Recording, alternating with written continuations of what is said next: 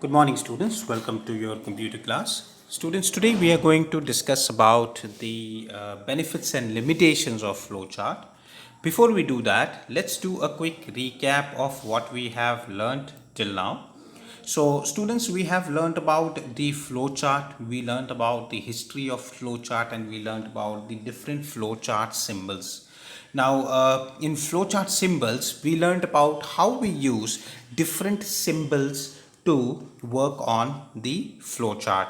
So today we are going to discuss about the benefits of flowchart. Now, what are the benefits? See, everything has got some advantages and some disadvantages. Now, where algorithm and flowchart, when we do a comparison, algorithm is completely written in text, whereas text and numbers and alphabets and special characters, whereas flowcharts we use symbols. Now, a problem mentioned in algorithm might be a little difficult to understand when compared to the flowchart. Flowchart makes it very easier to understand what one decision box means and where it is taking us to. What if the problem is different, then where will we go? So it has got a complete defined path which makes the complete task easier.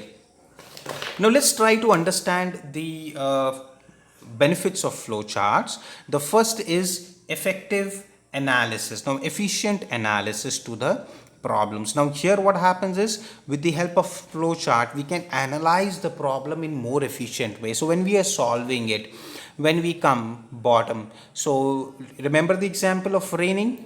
What if it doesn't rain? You have the raincoat, then will you wear the raincoat? The answer is no, you will not wear the raincoat. So the same thing can be mentioned in flowchart, that we will not be wearing the raincoat. But what if it rains? Will you wear the raincoat, or still you will not wear the raincoat? So there the answer comes is that you will not wear the raincoat. So this makes it very easier for everyone to understand that the complete description of the problem also tell us that when there is a challenge, what we are going to do. Next thing is logic communication, which is a logical communication. Now flowcharts gives us the communication, provides a logic to all the concern. Now I am not wearing a raincoat, that is only for the reason is it is not raining and I have to reach the school. Similarly, if it rains, I will wear the raincoat, which is natural. So there is a logical understanding to the problem which are given there. So this makes a communication logical. Next comes is flexibility. Now that's independence. A flowchart is independent of a particular programming language. We can write the program in any language in the form of flowchart. Now, what is programming language? Here we are not talking about English, Hindi, Kannada, Bengali. We are not talking about that. Neither we are talking about French, Spanish, Russian, Mandarin. We are not talking about that. We are talking about computer languages. Now, when we talk about computer languages in your higher classes, you're going to learn about C++. You're going to learn about Java. You're going to learn about Bob J, which is called as Blue J. You're going to learn about a lot of other softwares, languages also. So those are the languages we are talking about here. Now this also gives us the complete understanding about the problem. Next come is the limitations. Now what are the limitations of a flowchart? Now here limitation means disadvantages. Now here see, the advantage itself becomes a disadvantage here. The logic becomes complex if the problem is complex. Now here we were talking about, you move to a new city, you're going to the school for the first time, you have decided your mode of transport, you have taken your raincoat, but let's add another problem to it. The other problem is the route which you are taking is being digged for phone line or for sewage line.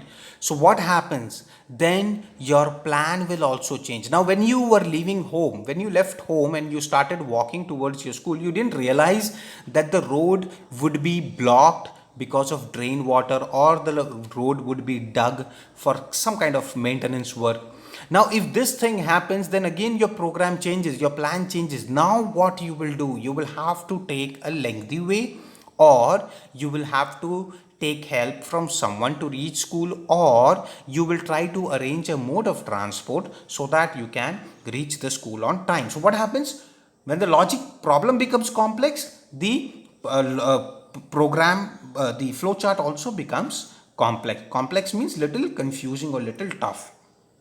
Next thing is, if any modification is required in flowchart, then we have to redraw it. Now earlier flowchart we made was going to school, raining. Now suddenly you found the road is been dug. Now again you will have to redo the flowchart. You will have to remove it. You will have to start, and you will have to consider that problem also. What if the road is not maintained?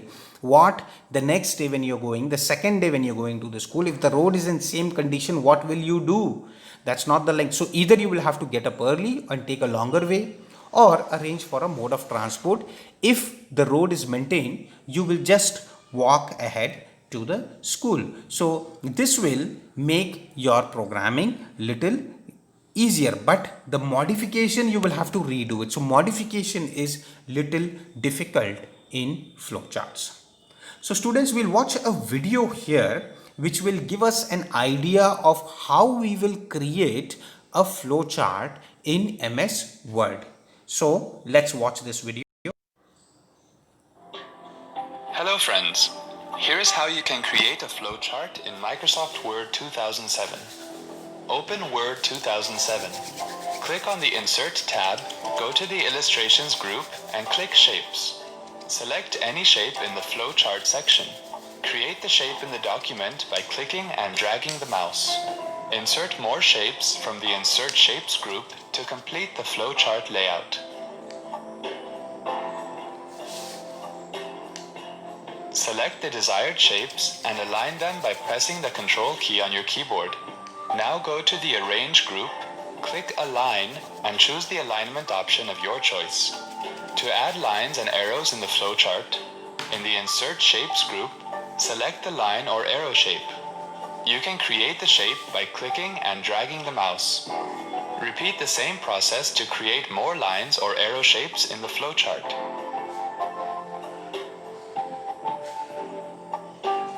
To add text in a shape, select any shape and then right-click on it. Click Add Text and then type the text in the selected shape. Repeat the same process to type text in other shapes of the flowchart.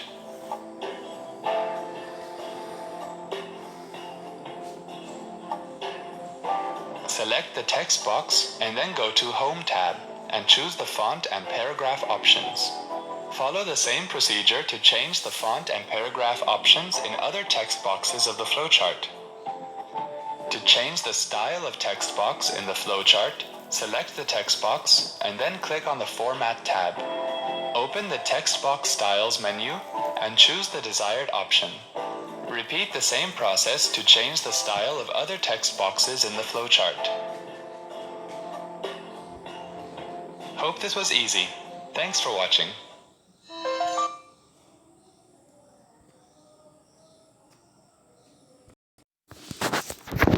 So I hope students it gave you a better idea of how we will be creating a flow chart. So you can see the flow lines and the different dialog box being used here. So this brings us to the end of the class today. So we have two questions for our homework, which is question number 4 and question number 5 of answer the following. So after that, all the answer the following questions will be completed. So question number 4 is, mention any two limitations of an algorithm. You can mention any two limitations of your choice. Second thing is, define flowchart. Define a flowchart. So any 2 points you can mention here, and that will wind up to your answer. So students, if in case if you have any doubts or any questions related to today's class, you can ask me through the comment section and I'll be happy to help you. So thank you for your time, students, and stay home and stay healthy.